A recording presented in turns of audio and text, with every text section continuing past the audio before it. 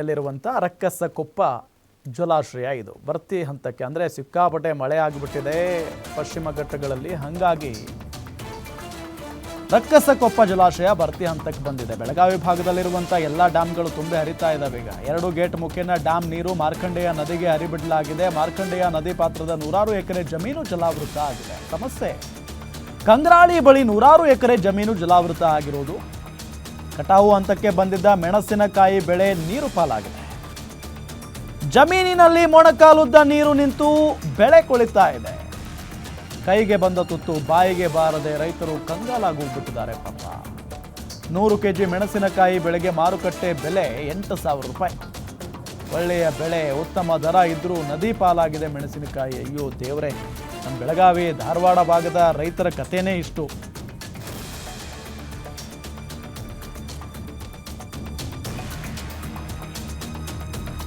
ಬೆಳಗಾವಿಯ ಮಾರ್ಕಂಡೆಯ ನದಿ ಪಾತ್ರದ ರೈತರ ಸ್ಥಿತಿ, ಬೆಳೆ ಹಾನಿ ಪರಿಸ್ಥಿತಿ ಬಗ್ಗೆ ನಮ್ಮ ಬೆಳಗಾವಿ ರಿಪೋರ್ಟರ್ ರಾಜೇಶ್ ಹುಗಾರ್ ಪ್ರತ್ಯಕ್ಷ ವರದಿಯನ್ನ ಕೊಟ್ಟಿದ್ದಾರೆ. ಬನ್ನಿ ನೋಡೋಣ. ಗಳಲ್ಲಿ ಸಾಕಷ್ಟು ಪ್ರಮಾಣದಲ್ಲಿ ಮಳೆಯಾಗ್ತಿರೋ ಹಿನ್ನೆಲೆಯಲ್ಲಿ ಮಾರ್ಕಂಡೆಯ ನದಿ ಕೂಡ ತುಂಬಿ ಹರಿತಾ ಇದೆ. ಅದರಂತೆ ಮಾರ್ಕಂಡೆಯ ನದಿ ಸುತ್ತಮುತ್ತಲಿರುವಂಥ ಪ್ರದೇಶದಲ್ಲಿ ಇರುವಂಥ ಬೆಳೆ ಕೂಡ ಸಂಪೂರ್ಣವಾಗಿ ನಾಶವಾಗ್ತಿರ್ತಕ್ಕಂಥದ್ದು ನಾವು ಈಗ ದೃಶ್ಯದಲ್ಲಿ ತೋರಿಸ್ತಾ ಇರ್ತೀವಿ. ಏನು ಕಡೋಲಿ ಗ್ರಾಮದ ಸುತ್ತಮುತ್ತಲಿರುವಂಥ ಜಮೀನುಗಳು ಇವು ಸಾಕಷ್ಟು ಪ್ರಮಾಣದಲ್ಲಿ ಏನು ಮೆಣಸಿನ ಗಿಡಗಳು ಕೂಡ ನಾಶವಾಗಿರ್ತಕ್ಕಂಥದ್ದು ಈಗ ದೃಶ್ಯದಲ್ಲಿ ನಾವು ತೋರಿಸ್ತಾ ಇದ್ದೀವಿ. ಏನು ರೈತರು ಬೆಳೆದಂಥ ಏನು ಮೆಣಸಿನ ಏನು ಬೀಜ ಇದೆ, ಸೊ ಸಾಕಷ್ಟು ಪ್ರಮಾಣದಲ್ಲಿ ಈಗ ಹಾಳಾಗಿದೆ ಅಂತಲೇ ಹೇಳ್ಬೋದು. ಕಷ್ಟಪಟ್ಟು ಸಾಲ ಸೋಲ ಮಾಡಿ ರೈತರು ಏನು ಮೆಣಸಿನ ಗಿಡಗಳನ್ನ ಬೆಳೆಸಿರ್ತಾರೆ. ಈಗೇನು ಫಸಲು ಬರುವಂಥ ಸಂದರ್ಭದಲ್ಲೇ ಸಾಕಷ್ಟು ಪ್ರಮಾಣದಲ್ಲಿ ಪಶ್ಚಿಮ ಘಟ್ಟದಲ್ಲಿ ಮಳೆಯಾಗಿ ಮಾರ್ಕಂಡೆಯ ತುಂಬಿ ಹರಿದಂಥ ಸಂದರ್ಭದಲ್ಲಿ ಪಕ್ಕದಲ್ಲಿರುವಂಥ ಜಮೀನುಗಳಿಗೆ ನೀರು ನುಗ್ಗಿ ಸಾಕಷ್ಟು ಅವಾಂತರ ಕೂಡ ಸೃಷ್ಟಿಯಾಗಿದೆ. ಹೀಗಾಗಿ ರೈತರು ಕೂಡ ಒಂದು ರೀತಿಯಲ್ಲಿ ಏನು ಕಣ್ಣೀರು ತರಿಸುವಂಥ ಪರಿಸ್ಥಿತಿ ನಿರ್ಮಾಣವಾಗಿದೆ. ಸಾಕಷ್ಟು ಬಾರಿ ಇಲ್ಲಿನ ಸ್ಥಳೀಯ ಅಧಿಕಾರಿಗಳಿಗೆ, ಕೃಷಿ ಅಧಿಕಾರಿಗಳಿಗೆ ಈ ಕುರಿತಂತೆ ಮಾಹಿತಿಯನ್ನು ನೀಡಿದರೂ ಕೂಡ ಸ್ಥಳಕ್ಕೆ ಬಂದು ಭೇಟಿ ನೀಡುವಂಥ ಕೆಲಸ ಕೂಡ ಮಾಡಿಲ್ಲ. ಆಮೇಲೆ ಈ ರೀತಿ ಏನಂತಂದು ಏನು 100 ಹೆಕ್ಟರ್ ಪ್ರದೇಶದಲ್ಲಿ ಬೆಳೆಯುವಂಥ ಬೆಳೆ ಹಾನಿಯಾಗಿರುವುದು.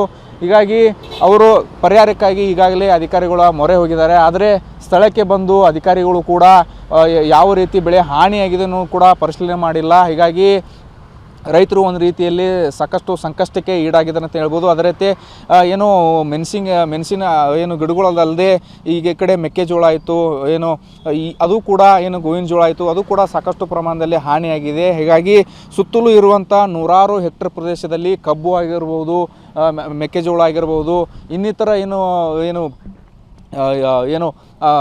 ಗಿಡಗಳಿದ್ದಾವೆ ಅವು ಕೂಡ ಸಾಕಷ್ಟು ಪ್ರಮಾಣದಲ್ಲಿ ಹಾನಿಯಾಗಿದೆ. ಹೀಗಾಗಿ ರೈತರು ಒಂದು ರೀತಿಯಲ್ಲಿ ಪರಿಹಾರಕ್ಕಾಗಿ ಅಧಿಕಾರಿಗಳ ಏನು ಅವರ ಬಳಿ ಹೋಗಿ ಕೇಳುವಂಥ ಪರಿಸ್ಥಿತಿ ನಾವು ನಿಮ್ಗೆ ತೋರಿಸ್ತೀವಿ. ಯಾವ ರೀತಿ ಏನು ಮೆಣಸಿನಕಾಯಿ ಹಾಳಾಗಿದೆ ಅಂತ ತೋರಿಸ್ತಾ ಇದ್ದೀನಿ. ದೃಶ್ಯದಲ್ಲಿ ನೋಡ್ತಾ ಇರ್ಬೋದು. ಈ ಪ್ರಮಾಣ ಏನಂತಂದ್ರೆ ಬೆಳೆದಂಥ ಬೆಳೆ ಸಂಪೂರ್ಣವಾಗಿ ಏನು ಮಳೆಗೆ ಹಾಳಾಗಿ ಏನು ಗದ್ದೆಗಳಲ್ಲಿ ಸಾಕಷ್ಟು ಪ್ರಮಾಣದಲ್ಲಿ ನೀರು ನಿಂತಿರತಕ್ಕಂಥದ್ದು. ಹೀಗಾಗಿ ರೈತರು ಆದಷ್ಟು ಬೇಗನೆ ನಮಗೆ ಆಗಿರುವಂಥ ಹಾನಿಯನ್ನು ಏನು ಪರಿಹಾರ ರೂಪದಲ್ಲಿ ತಂದು ಕೊಡಬೇಕನ್ನೋ ನಿಟ್ಟಿನಲ್ಲಿ ಅಧಿಕಾರಿಗಳಿಗೆ, ಕೃಷಿ ಅಧಿಕಾರಿಗಳಿಗೆ, ಆಮೇಲೆ ಸಂಬಂಧಪಟ್ಟ ಯಾವ ಅಧಿಕಾರಿಗಳು ಇರ್ತಾರೋ ಅವರಿಗೆ ಮನವಿ ಮಾಡೋಕ್ಕಂಥ ಕೆಲಸವನ್ನು ಮಾಡ್ತಾ ಇದ್ದಾರೆ. ಇನ್ನಾದರೂ ಅಧಿಕಾರಿಗಳು ಎಚ್ಚೆತ್ತುಕೊಂಡು ಬೇಗನೆ ರೈತರಿಗೆ ಪರಿಹಾರ ನೀಡುವಂಥ ಕೆಲಸವನ್ನು ಮಾಡಬೇಕಾಗಿದೆ. ಕ್ಯಾಮ್ರಾ ಪರ್ಸನ್ ವಿಶ್ವನಾಥ್ ಜೊತೆ ರಾಜೇಶ್ ಹುಗಾರ್, ಗ್ಯಾರಂಟಿ ನ್ಯೂಸ್.